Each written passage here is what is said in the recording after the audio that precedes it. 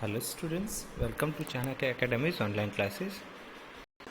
This is standard 12th class English medium, subject English, chapter number 2, Lord Spring, stories of stolen childhood, written by Anish Chand. Okay, in previous lecture we learnt about the starting. Sometimes I find a rupee in a garbage. तो यहाँ से लेके okay narrator main characters कौन थे one narrator one boy Sahib Alam who came from Dhaka, Bangladesh, and they lived in garbage dumps. Okay, uh,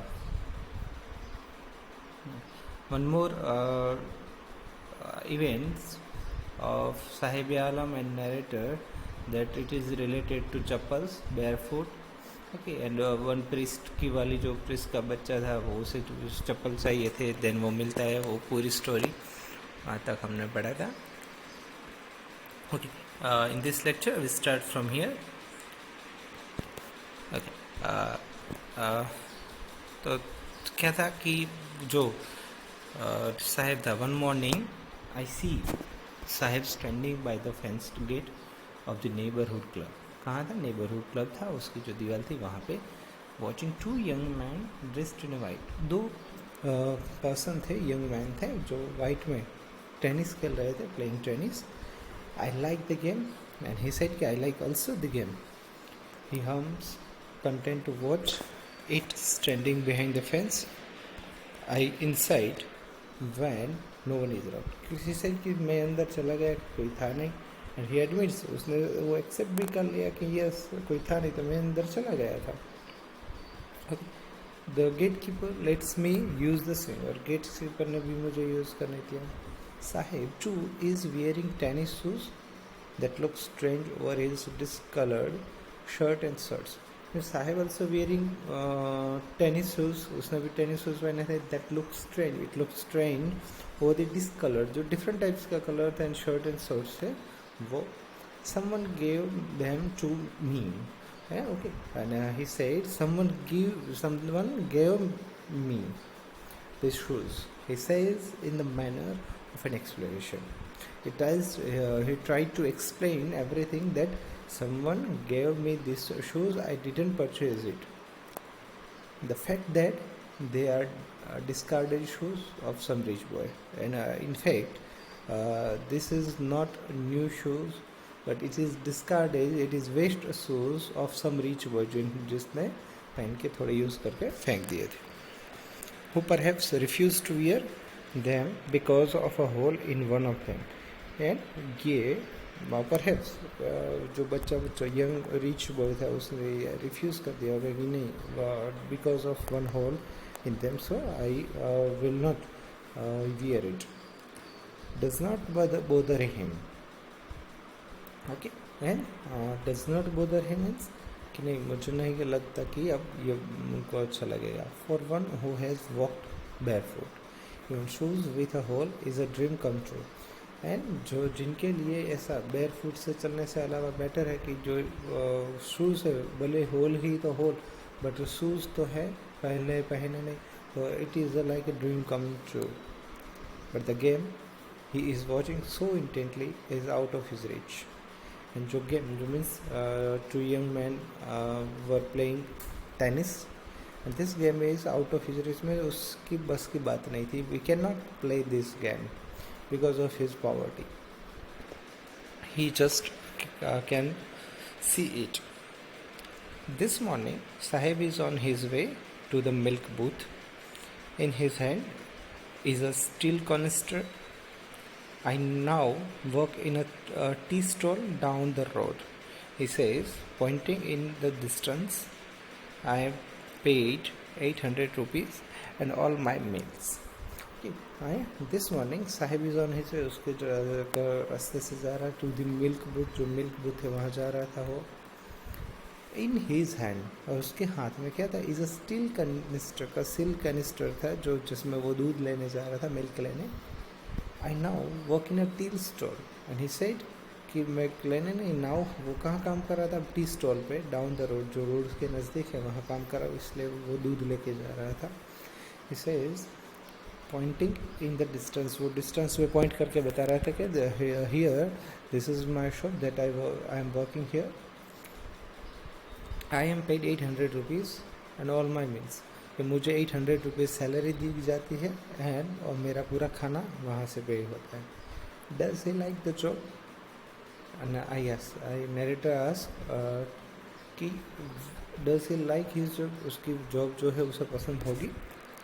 his face I see has lost the carefree look, बस उसका जो face था वो देख सकते थे कि वो खो चुका था, जो केयर फ्री लुक था वो अब नहीं था, थोड़ी सी टेंशन वाली अब उसका जो फेस था वो. The steel canister seems heavier than the plastic bag he would carry too lightly over his shoulder. और वो जो स्टील की जो वेसल्स थे वो हैवी लग रहा था, जो प्लास्टिक बैग वो पहले उठा था उससे हैवी था, एंड वो शोल्डर पे उठा रहा, वो दिखाई दे रहा था कि it must be heavy for him. The bag was his and this bag is also his bag. The canister belongs to the man who owns the tea shop. और कैनिस्टर किसका था, जो दूध की जो वेसल्स था वो जो जिस पर्सन था, the man who owns means owner of tea shop, उसका था. Sahib is no longer his own master. अब साहेब अपना खुद वो मास्टर मीन्स अपने आप का नहीं, किसी की गुलामी मीन्स नौकरी कर रहा है. I want to drive a car. Okay, so next part of this chapter is I want to drive a car. तो ये साहेब की एक स्टोरी. ओके, साहेब आलम, और उसका टाइटल क्या था, लॉस्ट स्प्रिंग में से जो स्टोरी में से हमने in the starting we see sometime I find a rupee in a garbage. तो वो गार्बेज में पहले फाइंड करता था, धीरे धीरे अब ये काम कर रहा है. तो वो उसकी लाइफ कैसी, एक छोटे बच्चे की लाइफ कैसी. जो now second part is I want to drive a car, मुझे कार चलानी है. Mukesh insist on being his own master. I will be a motor mechanic, he announces. Okay, one character more is Mukesh. Mukesh insists on being his own master. I will be a motor mechanic, he announced. Mukesh announce करता है कि उसके पास अपनी car थी, तो ही said कि आई will B मुझे motor mechanic बनना है, उसने अनाउंस किया. Do you know anything about the cars, I ask. Narrator ask, do you know about anything cars, तुझे कार के बारे में कुछ पता है कि नहीं, कि वैसे ही बोल रहा है. I will learn to drive a car. And he answered, I will learn to drive a car. How to drive a car? He answers, looking straight into my eyes. मेरी आंखों में सीधा देख के वो बोला कि yes, I will learn to drive a car. His dream looms like a mirage amidst the dust of steeps that fill his town Firozabad, famous for its bangles. और his dreams looms like a mirage. और उसका dreams कैसा था, जो जहाँ जल्दी वो पहुँच नहीं सकता था, ऐसा ड्रीम्स था. Because I miss the dust of street, because वो जहाँ रहता था वो स्ट्रीट्स कैसी होती थी, डस्ट से full of dust was there.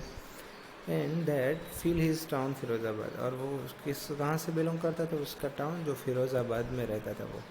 और वो फिरोज़ाबाद किसके लिए फेमस था, फेमस फॉर इट्स बैंगल्स. तो उसकी बैंगल्स के लिए वो फेमस है. Every other family in Firozabad is engaged in making bangles. Bangles के लिए फेमस है, तो every other family means Firozabad में सब लोग बिजी है. मीन्स क्या बनाते हैं, बैंगल्स के जो प्रोडक्शन वही करते हैं. It is the centre of India's glass blowing industry.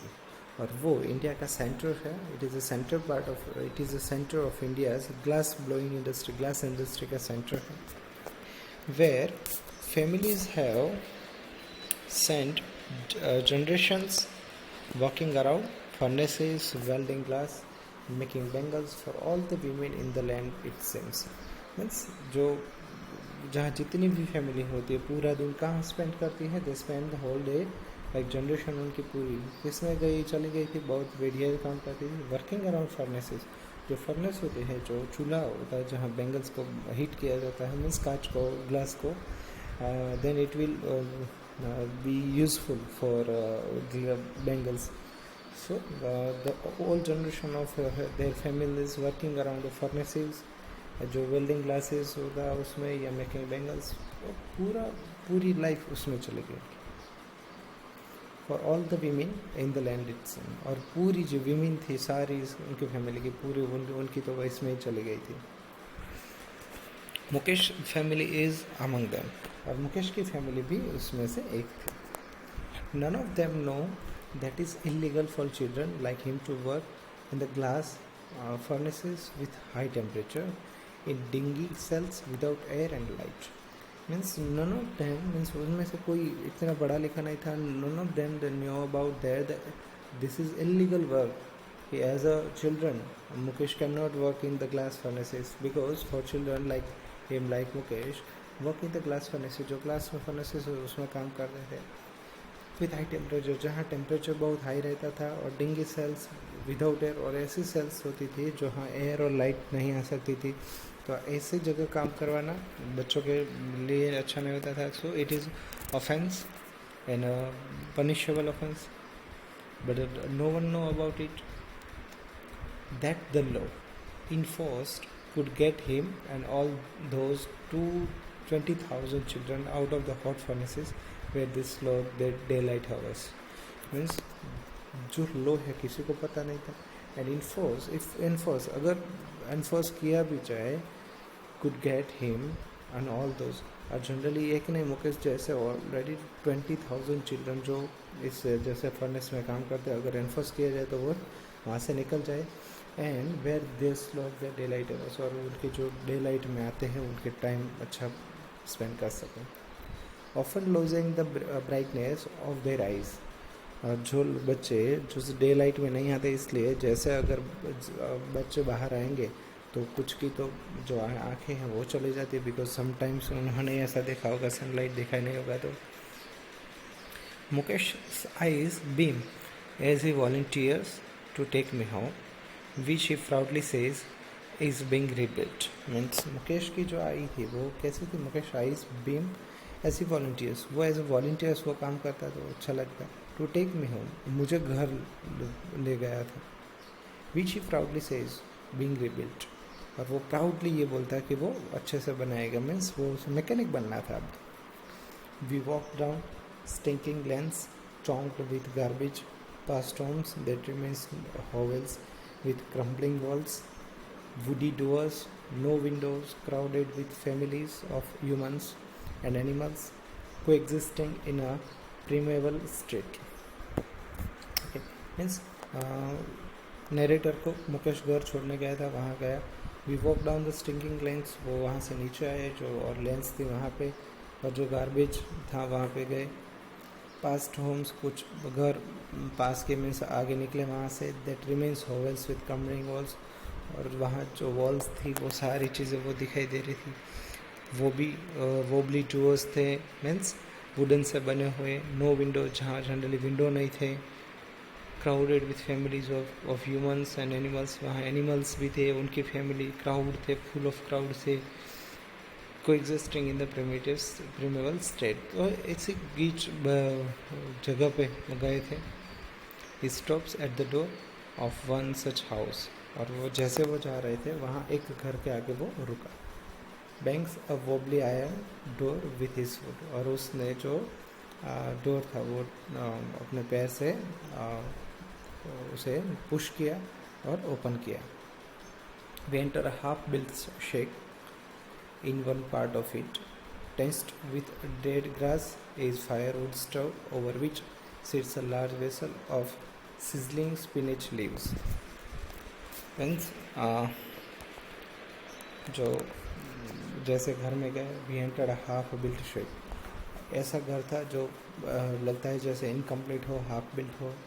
In one part of it, और उसमें घर के एक पार्ट में थेक्ड विथ द डेड ग्रास, जहाँ ग्रास था लेकिन कैसा, डेड ग्रास, जो मरा हुआ में सूखा घास था।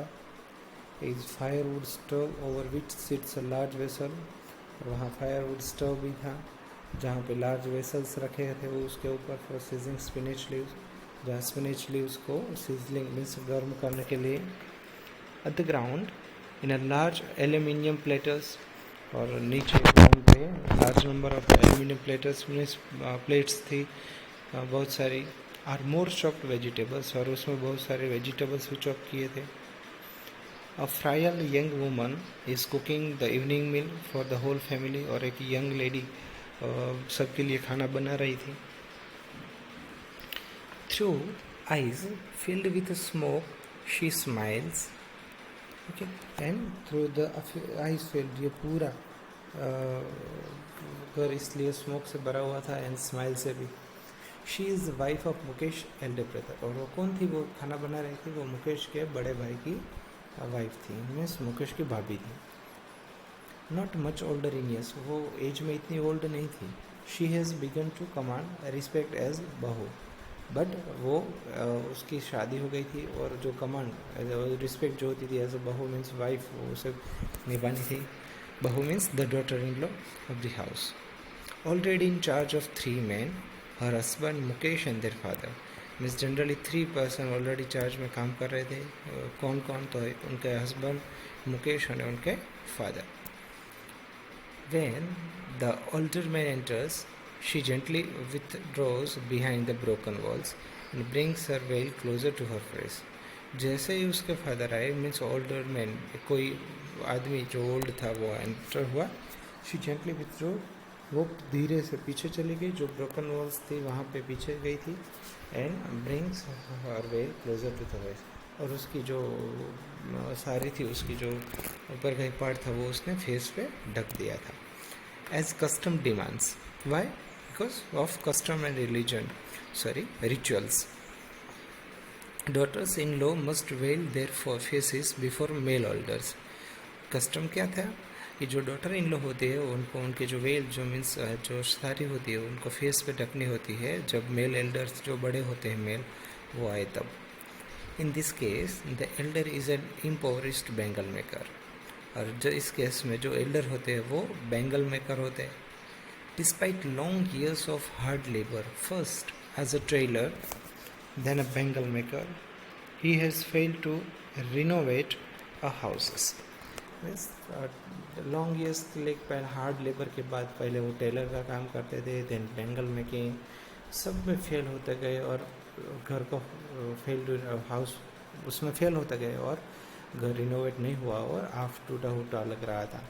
Send his 2 sons to school, और उस एल्डर मीन्स मुकेश के फादर ने दोनों भाइयों को स्कूल में भी भेजा.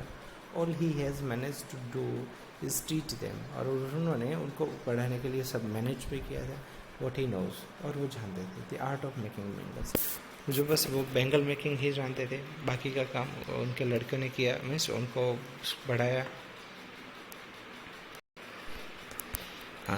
Okay, dear students, today we stop here.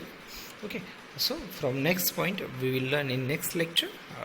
Till then, that you have to remember all the points that we learn. Okay, thank you for watching.